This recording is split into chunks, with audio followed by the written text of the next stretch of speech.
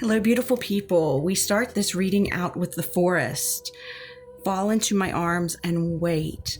I'm getting a make sure that you do see the forest for the trees. There's a lot of unrest in our world right now, and it's easy to detach from the personal aspect of what people may be going through, people may be suffering through in this time. And, I do it too. I don't call people out unless I'm calling myself out too. We all do this, okay? And just sort of take a view of what is on the ground. I'm getting, like ground forces on the ground. Arms on the ground fall into my arms. I'm getting something with that too. I'm not someone who typically makes predictions. I don't believe tarot and oracle is for that, but I do have a bit of intuition and psychic sense. I'm getting that there are going to be arms on the ground in the upcoming war, in the continuing war, which really breaks my heart. I'm not political, but I say what I see when I see it in my third eye. Okay, so this is giving you an inclination, anything to do with what I just said and your perspective on it, your feelings, your thoughts on it. It is not time yet. Things are to be woven.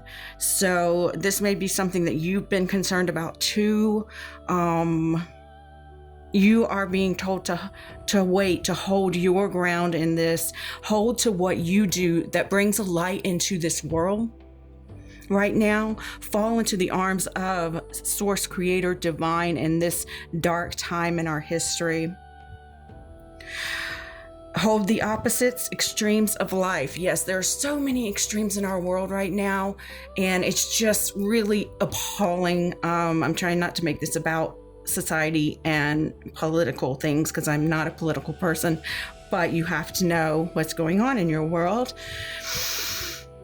This is a time for us to pray, for us to, whatever you call praying, whether it's doing meditation, whether it's doing yoga, whether it's doing however you pray and connect to your source team, creator, divine spirit team. Surrender. Holding these opposites when you know all the grays in between.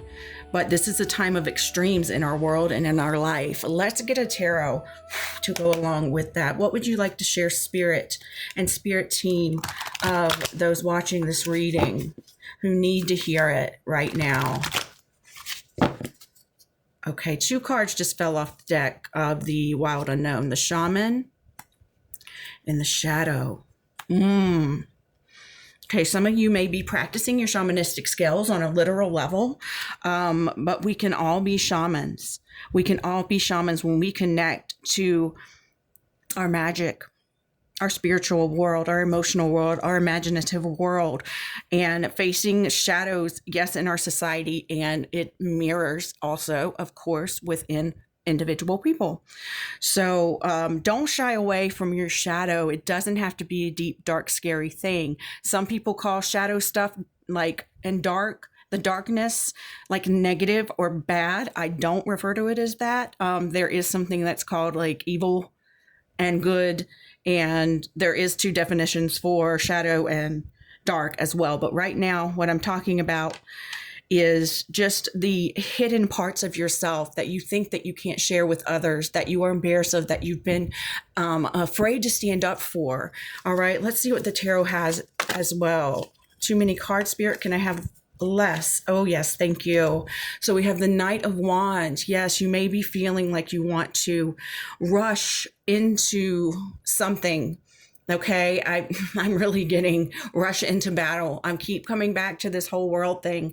As you can tell, it's affecting me, and I'm sure it's affecting you.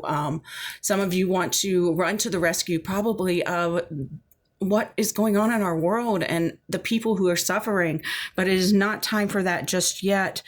Slow your roll a little bit. Do some meditation, do some praying, work on yourself so you can be a better channel for what needs to be done in the spiritual collective, because there's been some shady stuff in the spiritual collective as well. There's shady in any group, community of people that you get together. There's always going to be shade.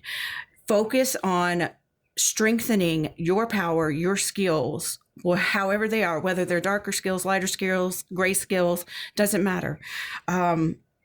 Just as long as no harm is done to others. I do not judge people who do black magic or chaos magic, but I don't preferably relate to it. It's not me.